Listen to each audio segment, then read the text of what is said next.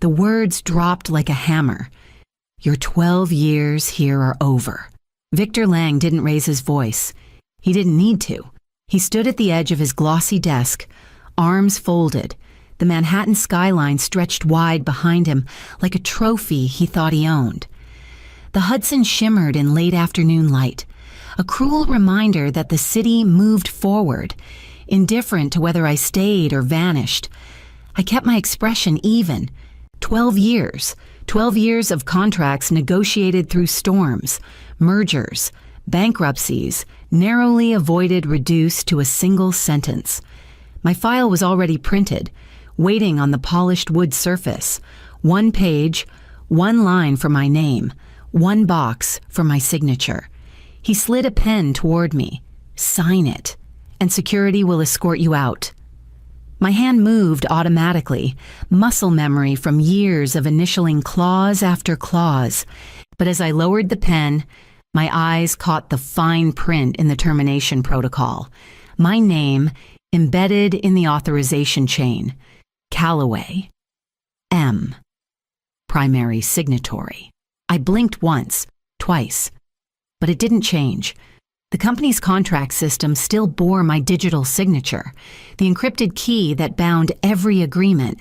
I signed the termination notice with deliberate care, almost amused by the irony. Victor thought he was cutting me loose, but in reality, he just severed the company from its own bloodstream. Every vendor contract, every acquisition deal, every renewal, the ink didn't move unless my signature unlocked it. And that wasn't written on any form he understood. Leave your badge at HR, he said, already reaching for his phone, already moving on.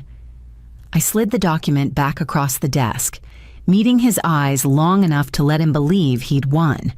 Then I gathered my coat, my old leather bag, and stepped toward the door. In the hallway, the hum of elevators echoed against the marble. I kept walking, past assistants whispering in corners, past the framed photographs of ribbon cuttings and stock market bells. They didn't look at me, and I didn't offer them anything to look at. Outwardly, I was finished, but inside, the thought pressed firm and steady they had no idea what they'd just done. By the time I reached the ground floor, the sting of humiliation had cooled into something sharper, something quieter. I wasn't gone. Not yet. And as I pushed through the revolving doors onto the street, carrying nothing more than my worn bag and an empty sense of finality, I knew the silence I left behind would speak louder than anything I could say. The elevator ride down felt longer than 12 years. Each floor dinged like a verdict, echoing in the hollow space where my career used to live. I clutched the leather strap of my bag, the weight inside almost laughably light, my Bite Me mug, a wireless mouse I'd bought with my own money, and an origami crane a summer intern once folded for me during a brutal quarter. That was it. A decade and more of service, packed into cardboard and silence. As the doors slid open on the 22nd floor, I caught a glimpse of familiar faces, people I'd trained, mentored, defended in negotiations. They turned away quickly, suddenly fascinated by their monitors, their shoes, their paper clips. No one wanted to be caught meeting my eyes. To acknowledge me was to risk catching the same diseased disposability. I kept moving, past glass cubicles where I'd spent late nights writing clauses no one ever thanked me for, past the break room where I'd once missed my daughter's 9th birthday party because a client was threatening to pull a deal. Nina's cake had sat half melted on the counter by the time I got home that night, her smile forced and tired from waiting. The memory followed me like a shadow now, reminding me of every time I'd chosen the company over her. Was my silence all these years loyalty or fear?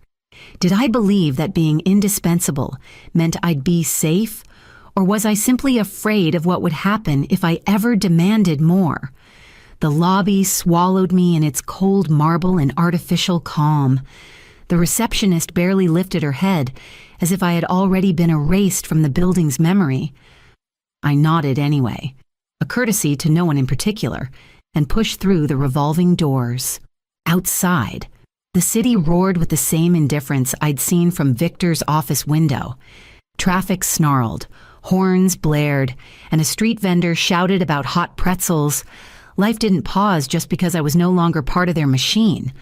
But somewhere high above, in the floors I'd just left behind, silence was already starting to tighten its grip. My apartment in Brooklyn had never felt so small. The peeling paint, the radiator hissing in the corner, the faint hum of traffic outside it was all a stark contrast to the steel and glass tower I'd just walked out of. I set the box on my kitchen counter, pulled out the laptop I'd kept more out of habit than hope, and logged into my personal backup. Rows of files blinked awake, each one a reminder of the years I'd given away. Contracts archived by quarter. Supplier renewals, merger agreements, all neatly stored. I clicked into the authentication log, my fingers moving automatically, as if I were still on the clock. And there it was. Every single agreement listed the same line in bold, Authorized Signatory Calloway. My digital signature, encrypted and locked with the biometric key I'd registered years ago, stood like a gatekeeper across the company's empire. Without it, nothing moved. No supplier got paid. No merger went through. No licensing deal reached a courtroom. They could fire me, but they couldn't fire the code that held my name. I leaned back, the old chair creaking beneath me, and let the memory unfold. 1. A lawsuit had nearly gutted the company after a junior manager slipped an unauthorized clause into a supplier deal. The settlement was ugly, and the board demanded a fail-safe one signature, one custodian, someone they could trust. I had been the obvious choice, quiet, meticulous, incorruptible, or so they thought. They wanted security, so they bound everything to me. At the time, it felt like responsibility. Now, it felt like leverage. I closed the laptop, tracing the faint scratches across its lid with my fingertip. They thought they'd ended me with a single line on a termination form. But upstairs, in that glass tower, the countdown had already started. By morning, they would find themselves locked out of their own future. By the time the sun cut through the blinds of my kitchen, the storm had already begun. I didn't need access to their inboxes to know it. Panic travels faster than any memo. A friend still buried in legal texted before 8. 3 deals frozen. System won't push through. Do you know why I didn't answer? At headquarters. Conference rooms filled before the first pot of coffee finished brewing. Legal pulled up the contracts, expecting a clerical hiccup, maybe a missing clause. Instead, every page glared back the same truth. Authorized Signatory Maren Calloway. It was summoned. Voices rising through the hallways, but their report only sharpened the panic. No overrides. No alternate credentials. The system wasn't broken, it was doing exactly what it had been built to do. I sat in a cafe 2 blocks from my apartment, hands wrapped around a warm mug, the smell of roasted beans cutting through the city's usual noise. My phone buzzed on the counter, again and again. LinkedIn pings, old colleagues suddenly remembering I existed. Hope you're well. Quick question. Are you free to chat messages layered on top of each other until the notifications blurred? I let them pile up. I watched a couple argue gently over a crossword, an old man feed crumbs to pigeons outside, and thought about how the board must look right now, suits leaning over laptops, CFO sweating through his tie, Victor insisting it was just a glitch. The calm around me felt almost staged, as if the world itself wanted to highlight their unraveling. The first crack had opened, small and jagged, but deep enough to show what lay beneath. And as the morning wore on, I knew that silence in their boardroom would grow heavier, sharper, until it forced someone to speak my name out loud. By the end of the day, I wouldn't be the ghost they escorted out. I'd be the name written across every wall they couldn't unlock. By mid-morning, the fire had reached the top floor. The board gathered around the long mahogany table on the 40th story, the skyline behind them gleaming like it was mocking their urgency. Victor stood at the head, clicking through a recycled deck of slides I'd seen a dozen times before. He talked about growth, about synergy opportunities, his voice confident, rehearsed. For a moment, he almost looked like he believed himself. Then the screen went black. A second later, red text filled the projector in a font no one could ignore. Access restricted. Authorized Signatory Maren Calloway. The silence that followed was different from the usual boardroom hush.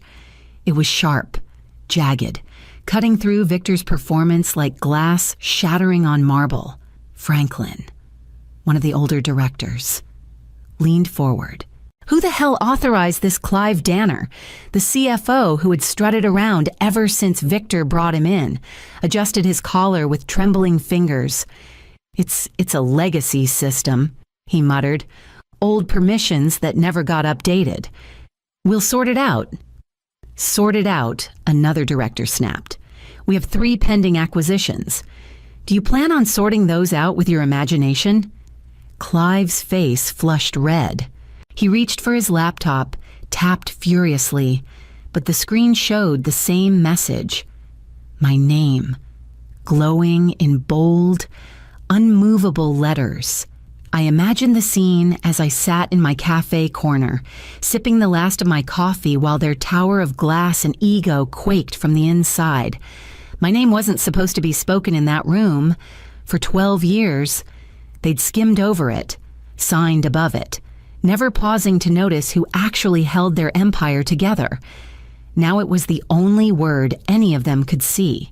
The board turned back to Victor, their expressions heavy with expectation. His jaw tightened, his smile gone. He knew what they all knew.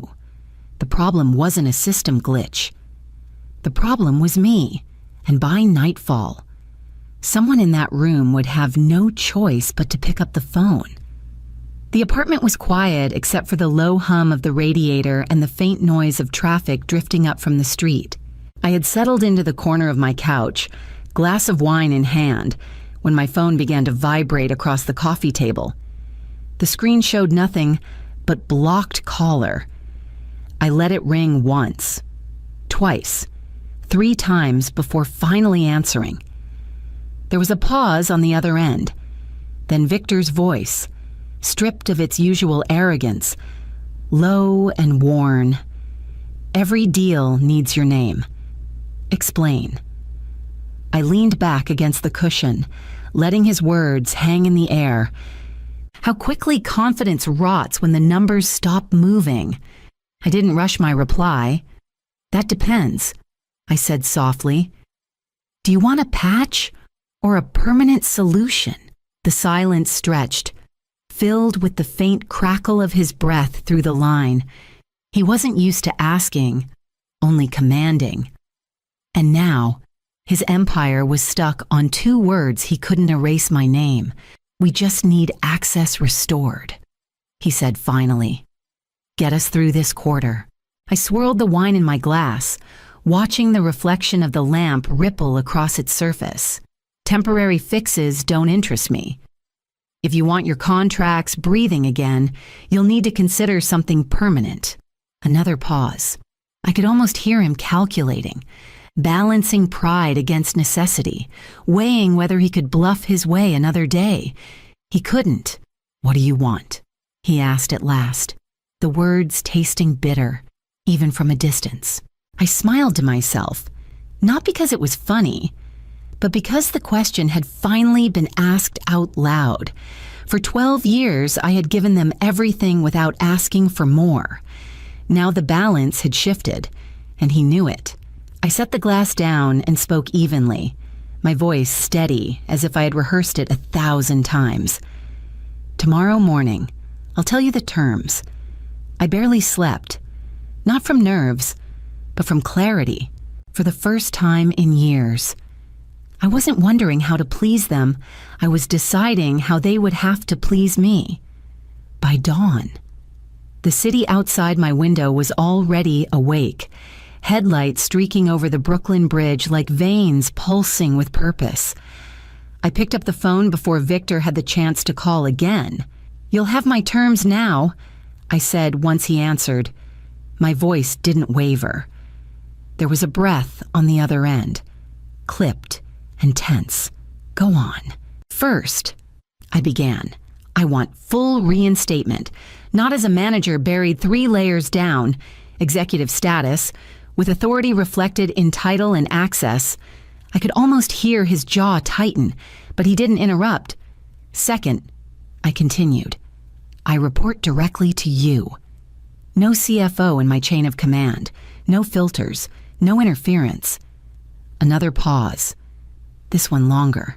He exhaled slowly, a sound that told me he was replaying Clive's fumbling excuses in the boardroom. "And third," I said, letting the weight of it settle, "my compensation changes. No flat salary boxed in by HR spreadsheets. A performance-based clause that reflects the revenue these contracts generate. If the company wins, I win. No less." Silence stretched across the line. The Victor I'd known a day ago would have laughed, dismissed me as replaceable. But that Victor no longer had leverage. This one, cornered by his own decision, simply asked, "Anything else that's enough for now?" Another exhale. Then, with quiet resignation, "Agreed." I ended the call before he could speak again, setting the phone down with the finality of a signature. My chest rose and fell evenly. No rush of triumph, just a calm recognition that the ground had shifted. For 12 years, loyalty had kept me silent, convinced that patience would eventually be rewarded. But survival teaches a sharper lesson. Silence is wasted unless it buys you power. The next morning, I would walk back into their tower not as an afterthought, but as the architect they could no longer deny. The next morning, I crossed the lobby of Lang & Danner like a shadow stepping back into its body. Conversations faltered mid-sentence. Assistants glanced up from their phones, then quickly back down, as though looking too long might summon the same fate that had already twisted the boardroom into knots. I didn't acknowledge any of them. I wasn't here for whispers. On the 23rd floor, the boardroom doors opened into a silence so thick it seemed to pull the air out of the room. Victor stood at the head of the table. His expression caught somewhere between relief and humiliation. Clive sat 2 chairs down, pale and sweating, his legal pad blank except for the desperate indentations of a pen he'd pressed too hard. I set my laptop on the polished wood and clicked it open. The projector hummed to life, casting a clean blue glow across the walls. My voice was steady, calm, the same tone I'd used for years when guiding executives through contracts they barely understood. This wasn't sabotage, I said evenly. This was negligence. You fired the only architect you had. I tapped a key, and emails filled the screen, time-stamped, forwarded, ignored.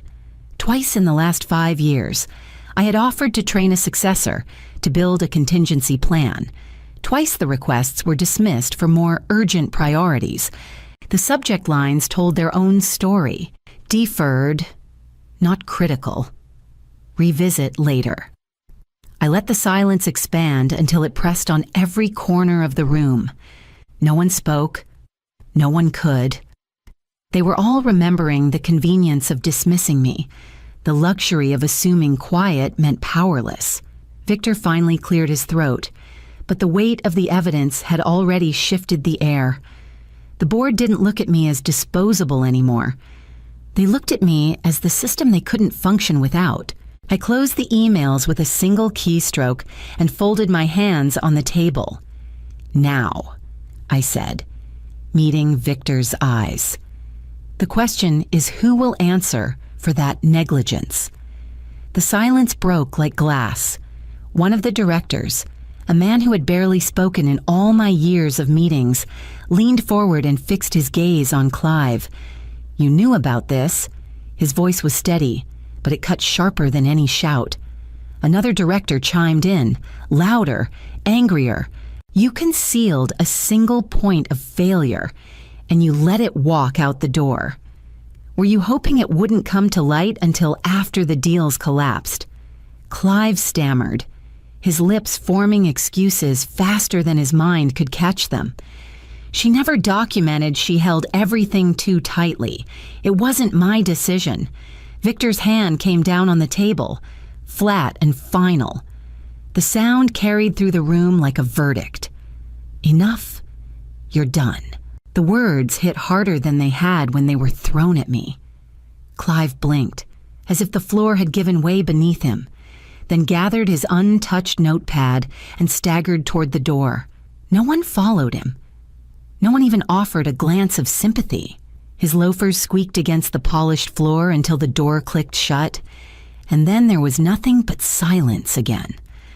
I opened my laptop, entered my credentials, and restored the contracts with a few keystrokes. The projector lit up with clean charts, signed agreements, renewal schedules all flowing back into place as if the company itself had taken a deep breath. The board watched the screen, then me, their expressions shifting from tension to awe. The same men and women who had skimmed past my name for over a decade now sat quietly, waiting for my next move. For the first time, I didn't take my usual seat on the side of the table. I walked to the head, placed my laptop in front of me, and sat down. No one objected. No one dared.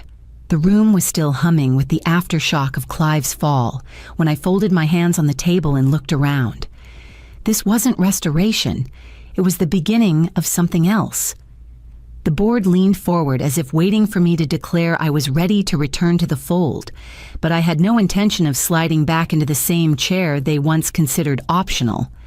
I opened a new document, typed a single page, and projected it on the screen. "This," I said, "is a consultancy agreement. 5 years, renewable. You won't hire me as your employee again. You'll retain me as the sole architect of your contracts division. I'll oversee compliance, train successors, and safeguard every agreement. But it will be on my terms." Victor's jaw tightened, the same way it had when he first told me I was finished. "We expected you to come back." I met his eyes. "You wanted me erased. Now you'll have to hire me on my terms." The board murmured, some nodding, others already calculating the cost. None of them argued. They knew the alternative, running blind into the next quarter without my signature, was far worse. I scrolled to the signature block. The familiar line glowed across the bottom. Authorized Signatory Maren Calloway. With a steady hand, I signed, locking them into 5 years of dependence they could never undo. Silence filled the room. But this time, it wasn't dismissal. It was acceptance. That evening, back in my Brooklyn apartment, the air felt lighter than it had in years. Nina was sitting at the table, textbooks spread around her, a half-finished cup of cocoa cooling by her elbow. She looked up when I walked in, studying my face like she was searching for cracks. "Are you scared?" she asked quietly. I brushed a strand of hair from her forehead and kissed the top of her head. "Not scared," I said. "Free."